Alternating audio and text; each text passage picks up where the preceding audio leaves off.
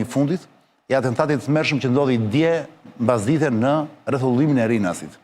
Një atentat që ka bërë shumë bujë, në fakt do mund të bujë në çdo vend botës, një atentat mafioz, po tmerësisht një ekzekutim tmerësisht profesional. Gjithë dynjaja u trëmbë sepse mendoj që mund të ketë viktima kolaterale, dëme kolaterale, por në fakt shqyrë Zotit nuk pati. Për të parë të shohim për ata që nuk kanë rrjete sociale, nuk i ndjekin, se janë të lodhur nga rrjetet, le ta shohim së bashku. Le të do plasi një video në atentatit, që është kapur nga kamerat atje, dhe pastaj kemi dhe një reagimin tënd lidhur me vrasjen. Shikoni. Kjo është video që ka dalë pikërisht nga atentati i dieshëm zonjës Zotrin, që mori jetën e Gilmando Danit dhe e shokut të tij që punonte ishte pjesë, kishte hyrë në qershor në punë, qershor të këtij viti, pjesë e AMP-s. AMP-ja është në një mënyrë me fjalë të tjera është policia e policive. Më falë, është policia e policisë, si thuash. Është një strukturë policore që kontrollon policinë. Ja shikoni, makina që ndalon atje, nga ana e djathtë, duke parë ekranin, jo nuk ishte kjo, dhe shikoni tani ku ndalon një makinë. Jo, jam unë me vonesë. Është bërë ndërkohë, është bërë ekzekutimi. Shikoni sa zgjat. Janë 2 apo 3 veta, nuk e kam kuptuar mirë, janë 2 apo 3 persona që qëllojnë. 3 persona janë. Janë 3 persona. Bile nga lajmet që që lexuam, thonë që njëri prej personave nuk ju shkrep arma që në fillim, dhe shkoi qëlloi dhe me pistolet pastaj. A le jo kështu ishte pak a shumë? Po, ka një bllokim të armës. Ja, rikthehen, dikush njëri nga këta rëshket pak të bari, ngrihet, hipin makinë dhe largohen në drejtim të fushkrujës. Kjo është video atentati i tmerrshëm i Rinasit që ndodhi dje. Themi tmerrshëm sepse ka ndodhur në një ambient ku nuk duhet të ndodhte normalisht. Rinasi dhe çdo kryeqytet në botë është, dhe çdo aeroport në botë është një farë institucioni sigurisë kombëtare. Ky është momenti kur makina ndron krahun, pra del nga krahu djathtë. Po, bravo. Makina e atentatorëve. Makina që nuk kuptohet se ç'a makina është, ç'a marke është ajo. Nuk kuptohet ç'a marke është. Ndërkohë kjo është një makinë, jo. Kjo është makina, ata dalin jashtë makinës, në momentin që makina e bardhë afrohet, e godasin këtu në rreze janë dhe këta njerëzit që kalojnë poshtë. Makina ishte në ecje, kanë goditur në ecje sipër, po. Dhe makina ndalon atje, me sa duket atje humbet kontrollin shoferi. Këtij të parit i është bllokuar arma, ja, ku duhet tani që ndalon kthehet dhe ndron armën, se ishte bllokuar arma.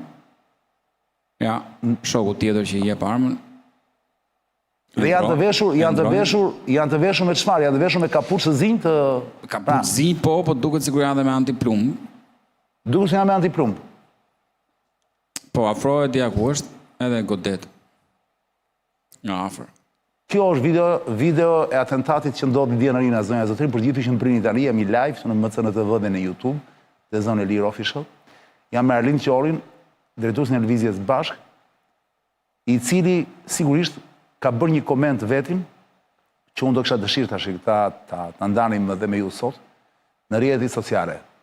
Le të shohim Arlindin Ledio se si reagon për të ngjarje, shikoni.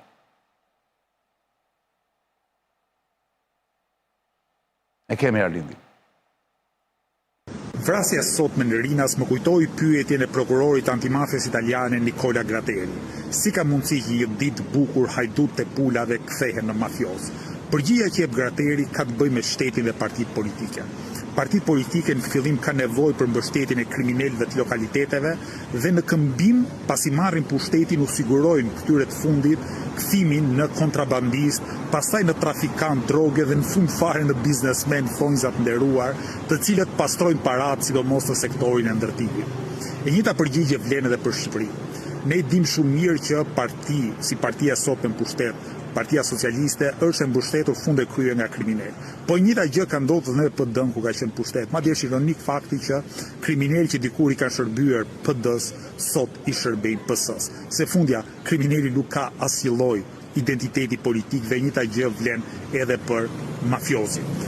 Një nga efektet e kriminalizimit të shoqërisë dhe shtetit lidhet edhe me financimin e partive politike, se mafiozët pasi fuqizohen mjaftueshëm nuk kufizohen vetëm tek blerja dhe kërcënimi i votave, po edhe tek financimi i paligjshëm i partive politike.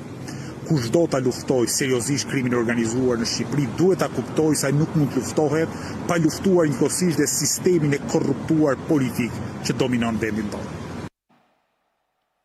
Po pra ishte reagimi Arlind Qorit, Reksa Ngjari. Arlind, si do komentoj Arlindin? Me fjalë tjera. Tani unë ta them të njëjtën gjë përsëri, sigurisht dje me që Ngjari ishte më afërt, edhe emocioni ishte më i fortë, mirë po e vërteta qëndron që organizatat kriminale sot në Shqipëri janë shumë të fuqishme në radhë parë për shkak të marrëdhënies me shtetin, me qeverinë, edhe me partitë politike. Se mos harroni diçka që këto organizata kriminale u shërbejnë shumë partive, sidomos partisë në pushtet tashmë, për të siguruar vota. Në disa qarqe të Shqipërisë kemi mbi prodhim votash, jashtë çdo logjike politike, pikërisht në sajt e influencës së këtyre organizatave kriminale. Dhe patjetër që ata që të sigurojnë pushtetin edhe një numër të caktuar deputetësh, pastaj kanë amnisti nga shteti. Po ashtu ajo çfarë përveç pamjeve tronditse dhe tmerrit të qytetarëve, ajo çfarë binte në sy në këtë ngjarje është fakti që personazhi i vrarë ka përshtypjen një nga antari një organizate kriminale, dyshuar të paktën si... Po, është parë dhe në foto ka qenë një nga njerëzit e afër Shullazit. Afër zotës Shullazi që është në burg aktualisht dhe që është liruar nga burgu në 2024. Pasi kishte kryer gjithë dënimin. Ajo që të bën përshtypje është që shoqëruesi i tij bien të ishte një punonjës policie. Policia e policisë, ë? Agjencia e mbikëqyrjes policore, pra ata që duhet kapin policë të korruptuar dhe të kriminalizuar. La police de police në francez. Kjo tregon shumë, kjo tregon që ne kriminalizimi e kemi brenda për brenda strukturës së shtetit. Pra, krimi nuk është thjesht e kundërta e shtetit. Krimi këtu është bashkëpunëtori i segmenteve shumë të rëndësishme të shtetit. Dhe unë dua ta lidh pikërisht me pra, a jemi në momentin Arlind që mund të konfirmohet një shprehje që nuk e di kush e ka thënë, po është një shprehje që duke thënë një njeri i njohur dhe nuk e di sa kohë përpara, që në fakt ai ka thënë në mënyrë kështu metaforike, por në fakt nuk është metaforë, është e vërtet. Ka thënë banda më e madhe kriminale e një vendi është policia. E ka thënë sigurisht ai e ka përgjithësuar, dhe pse s'mund të themi të gjithë policët janë bandit dhe kriminal, por brenda bandës madhe që e ka të likshme të vrasi, duke qenë se duhet të ruaj rendin, pra ka të likshme dhe të vrasin nëse e sulmojnë, është policia. A jemi në këtë moment a jemi në këtë rast? Nga pikpamja çik filozofie ky është këndvështrim që ka anarkisti i shtetit, sepse e identifikon shtetin automatikisht krim të madh. Sepse janë ai shumë ngjarje që lidhen pikërisht me njerëz, pra se thua, se mos vrasje të tilla, ngjarje të tilla kanë një sfond nga mbrapa, nuk janë thjesht larje e sapesh mes bandave. Nuk mund të jenë vetëm larje e sapesh, sepse këta njerëz janë krahët, muskujt e partive të mëdha politike në zgjedhje. Dhe s'mund të ndodhte këtu, jo, s'mund të ndodhte në këtë zonë. Se larje e sapesh ti e di, ndodhi zakonisht në përvendje në përzgëqe. Supozohet që të jetë më të sigurt atë Republikës Shqipërisë, aeroporti. Teorikisht duhet të jetë më i sigurt se oborri përbar kryeministrisë. Më kisha ti amurizim, më tha ky është mesazh që bëhet në atë orë ditës dhe në atë vend. Do është një mesazh, po mesazh ndaj kujt? Ndoshta. Pra kë ka kërcënuar Gilmando Dani, po themi, jo, ne tani thjesht nuk duam përgjigje, jo. Thjesht pyetje po ngrëm. Pra ky person që u vra dje, me siguri duhet të ketë qenë problem për dikë të fuqishëm, Arlind, se është e pamundur ndryshe, nuk mund të ekzekutohen në këtë mënyrë. Do ekzekutohej diku në një zgëq natën. Edhe viktimat, edhe ekzekutorët, unë besoj që kanë lidhje me qeverinë ose kanë lidhje me partitë politike. Me segmente ndryshme. Shqipëri. Unë mendoj që drejt për drejt kanë me Ramën, mos e bën, këtu ti nuk mundesh të bësh gjithë këtë ploj, edhe nuk mundesh të kriminalizosh një pjesë mirë të ekonomisë të shtetit pa qenë në dieni dhe pa qenë përfitues Rama nga gjithë ky proces. Është e pamundur.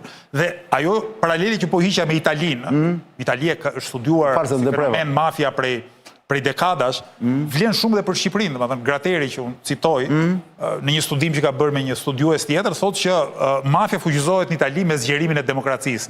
Sepse aty kur fitojnë drejtën e votës të gjithë, bëhet shumë e rëndësishme që ti të gjesh një mënyrë për të manipuluar votat, bler votat. Dhe ku më mirë se sa të kesh këta të fortët e atyre komuniteteve të vogla, që në fillim thot Grateri janë thjesht hajdut pulash, pra janë thjesht kriminal zakonshëm, e nuk bëjnë një të madh. Mirë, në momentin që ata bëjnë garant votash, garant për një numër caktuar deputetësh, atëherë shteti apo partia në pushtet u kthen borxhin. Dhe si u kthen borxhin, duke i toleruar, duke i shndruar kontrabandist, duke i dhënë sektor caktuar të ekonomisë në pronësi që janë kazinot, bixhozi e kështu me radhë, duke toleruar që ata të bëhen trafikantë droge dhe ndërtojnë po themi feudet e tyre në këtë vend, dhe në fund fare më të suksesin për e tyre duhet kthyer në biznesmen.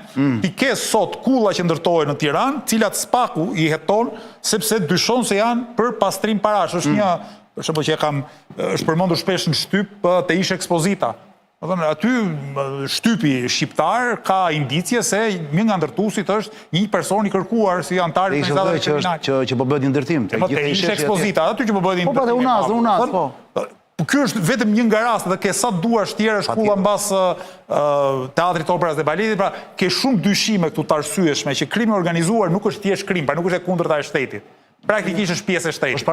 Është drejtori e shtetit, që të them është ministri e shtetit.